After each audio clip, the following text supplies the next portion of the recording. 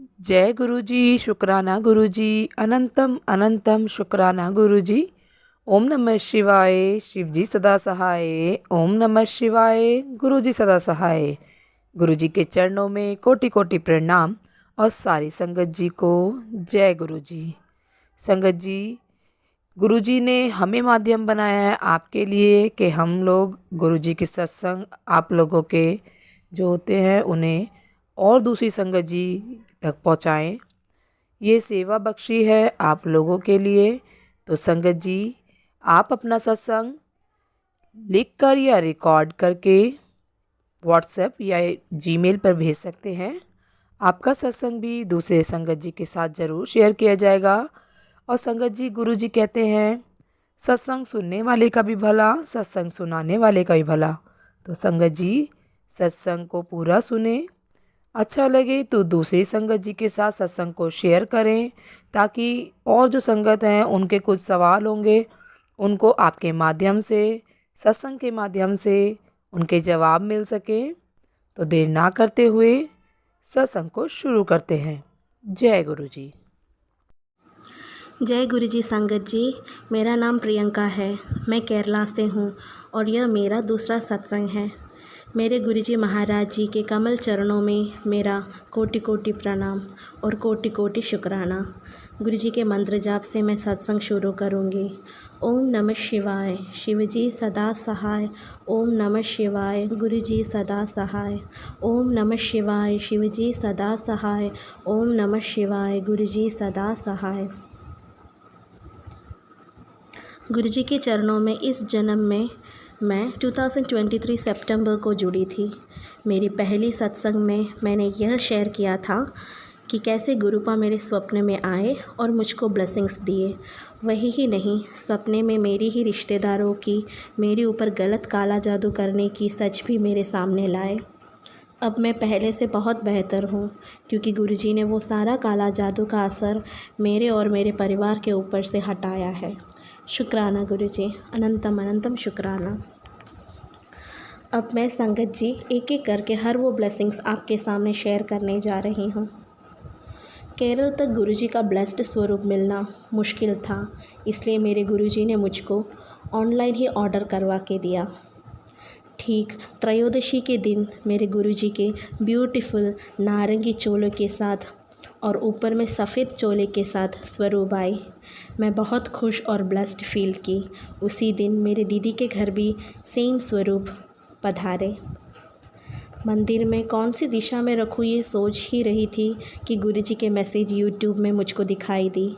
कमले, मैं वास्तुशास्त्र नहीं मानता। यह सुनते ही मैं शॉक हो गई। मुझको उस दिन से पता चला कि गुरुजी हमसे बात करते हैं, मैसेजेस से हमको हर डाउट क्लियर करके देते हैं, आंसर्स भी देते हैं। मैंने पूजा रूम में गुरुजी को बिठाया और पूजा स्टार्ट किया। कुछ दिन बाद मैंने फ़ोन में एक आंटी का सत्संग सुना। सत्संग में आंटी जी कह रही थी कि उनके घर के सामने रोज़ कुछ चूहे मरे पड़ी मिलती थी, जिन्हें वो रोज़ साफ़ करती थी।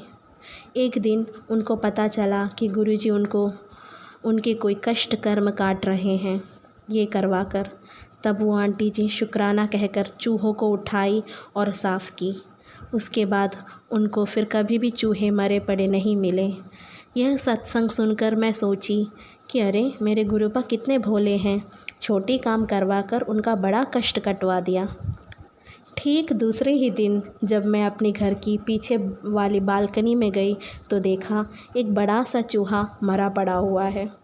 वैसे तो बड़ा चूहा देखकर मैं भाग जाती, लेकिन पिछले दिन की सत्संग मेरे मन में था। कौवे द्वारा चोट से काटा हुआ बड़ी गंभीर अवस्था में थी चूहा मरी पड़ी थी। मैंने गुरुजी को शुक्राना किया और उसको उठाकर भूमि दान किया। ऊपर आकर बालकनी पानी से धोई और मेरे कष्ट काटने के लिए गुरुजी से बहुत शुक्राना किया। देखा संगत जी, गुरुजी ने मुझको पहले ही सत्संग सुनाकर समझाया कि कष्ट ऐसे भी दूर होते हैं। संगत जी, मैं जॉब मिलने की कुछ तैयारियां कर रही थी। बुक उठाकर मैंने अपनी प्लान लिखा कि एग्ज़ाम अटेंड करने के लिए मैं ये पढ़ूँगी, इतने दिन के अंदर ये बुक्स के पोर्शंस कंप्लीट करूँगी। सारे प्लान्स मैंने ऊपर गुरुजी के चरणों में समर्पित किए थे।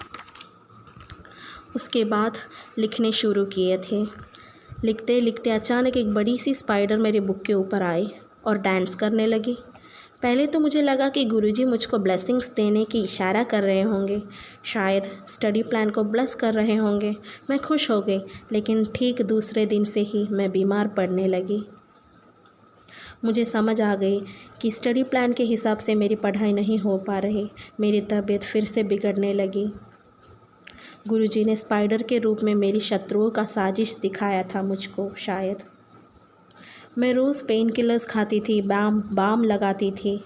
माँ को मेरी हालत दिख ही नहीं जाती थी। वो रोज़ गुरुजी के सामने रोती थी। फिर जल प्रसाद पिलाना, चाय प्रसाद पिलाना शुरू किया, तब जाकर मेरे शरीर में आराम आई।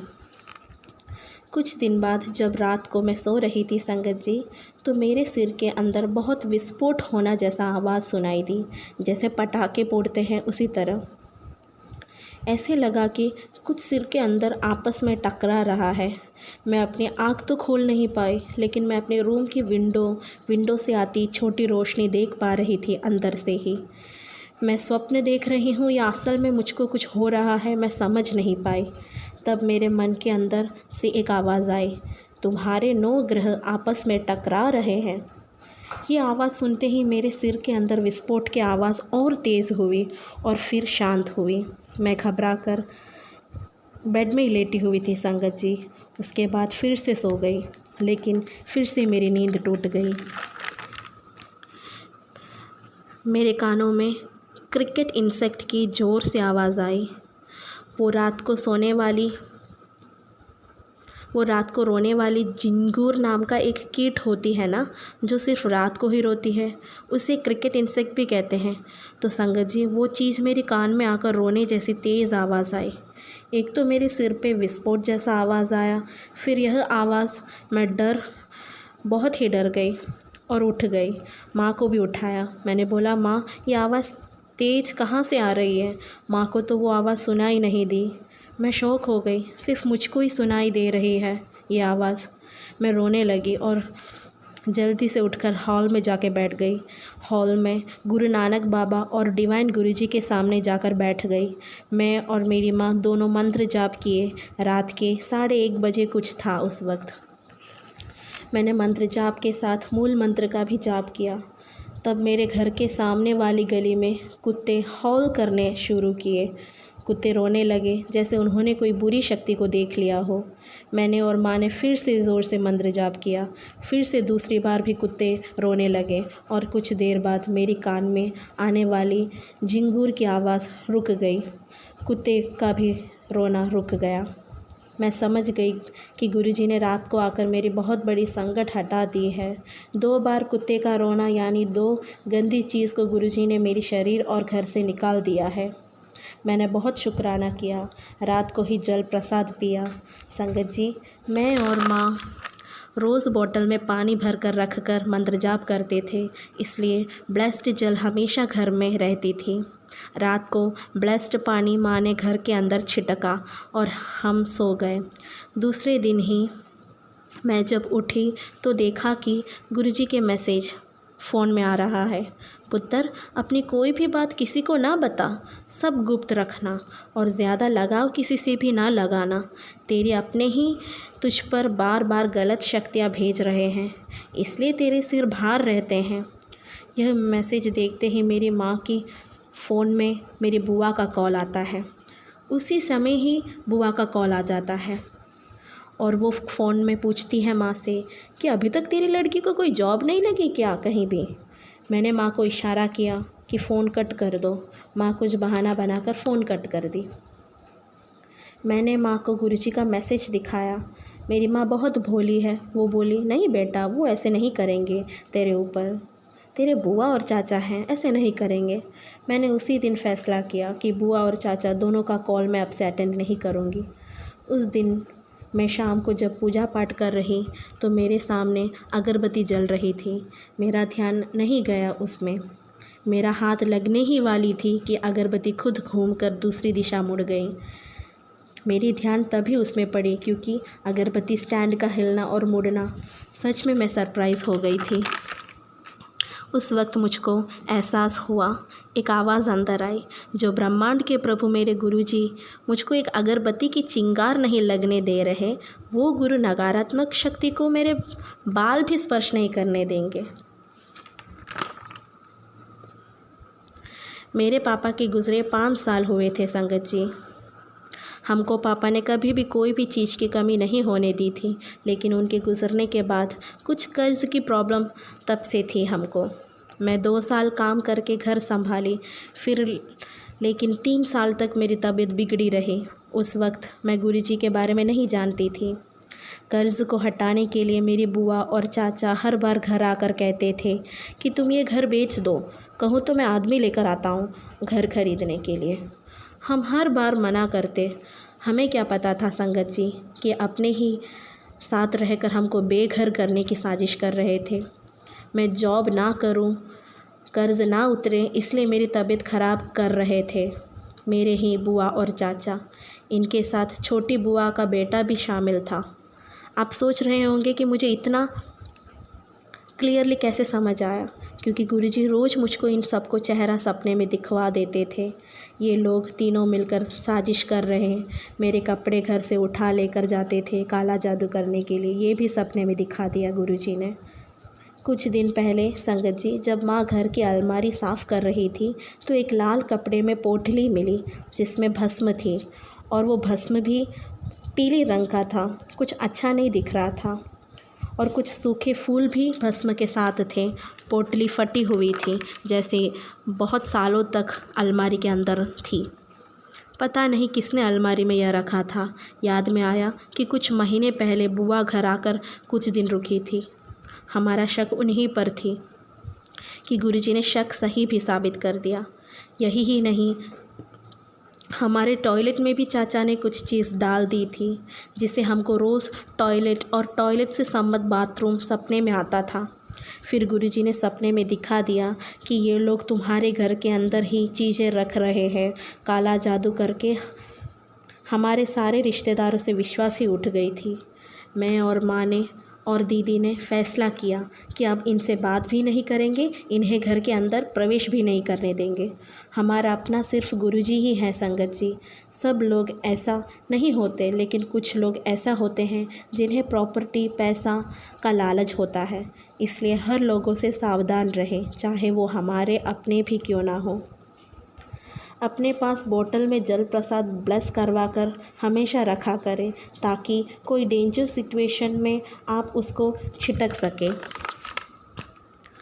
माँ को वो भस्म का पोटली अलमीरा से मिलने के पहले दिन रात ही गुरुजी ने एक बड़े बटरफ्लाई के रूप में माँ को दर्शन दिया था सपने में माँ के ऊपर भस्म वर्षा हो रही थी। इससे गुरुजी ने माँ को यह संदेश दिया कि भस्म द्वारा किया गया काला जादू का असर मैंने हटा दिया है। मैसेज में बहुत बार गुरुजी ने दिखाया था कि कमले, घर में तुम्हें कुछ चीज़ें मिलेंगे, उसको जला देना या जल प्रवाहित कर देना। मैं संकट काट रहा हूँ, और वो सच भी हुआ संगत जी। गुरुजी के मैसेज में बहुत ताकत होती है। जो आपको देनी होती है वही मैसेजेस ही आपके सामने स्क्रीन पर आएगी। अंदर से आपको फील भी हो जाएगी कि यह मैसेजेस आपके लिए ही हैं। हमारे घर की भूमि को ही उन शत्रुओं ने शमशान बनाकर रख दी थी, जो कि गुरुजी आकर भूमि को जड़ से ही ठीक करने लगे। मैंने सपने में देखा कि समुंदर की बड़ी लहरें हमारे घर की नीचे की और की ज़मीन को धोते हुए जा रही थी। साथ में मैंने अपना स्टडी टेबल भी देखा। गुरुजी ने समुंदर को ही घर बुलाया और सारे घर भूमि को शुद्ध किया। ऐसे हैं मेरे गुरुजी, शुक्राना मेरे बड़े मालिक। मैं जब भी प्रसाद बना कर रखती मेरे गुरुपा के सामने, उसमें ओम का दर्शन हमको मिलता है। मुझसे गुरुजी ने ये भी कहा कि मेरे साथ जिन्होंने गलत किया उनको मेरे गुरुजी नहीं छोड़ेंगे, प्यारे गुरुजी, संगत जी, अगर सत्संग में कोई भूल चूक हुई हो तो माफ़ करना। ओम नमः शिवाय, शिव जी सदा सहाय। ओम नमः शिवाय, गुरुजी सदा सहाय। ओम नमः शिवाय, शिव जी सदा सहाय। ओम नमः शिवाय, गुरुजी सदा सहाय। जय गुरु जी। संगत जी, यदि सत्संग पसंद आया हो, सत्संग को लाइक करें, चैनल को सब्सक्राइब करें। सत्संग बोलने में कोई गलती हो गई हो तो कृपया क्षमा करें। और यदि आप भी अपना सत्संग दूसरे संगत जी के साथ शेयर करना चाहते हैं तो डिस्क्रिप्शन में दी गई ईमेल आईडी और व्हाट्सएप नंबर पर आप अपना सत्संग लिखकर या रिकॉर्ड करके भेज सकते हैं। आपका सत्संग भी दूसरे संगत जी के साथ ज़रूर शेयर किया जाएगा। और सत्संग को पूरा सुने, दूसरे लोगों के साथ शेयर करें, दूसरी संगत जी का भी भला हो सके और आपको भी गुरु जी की ब्लेसिंग मिल सके। जय गुरु जी, शुक्राना गुरु जी। सारी संगत जी को जय गुरु जी।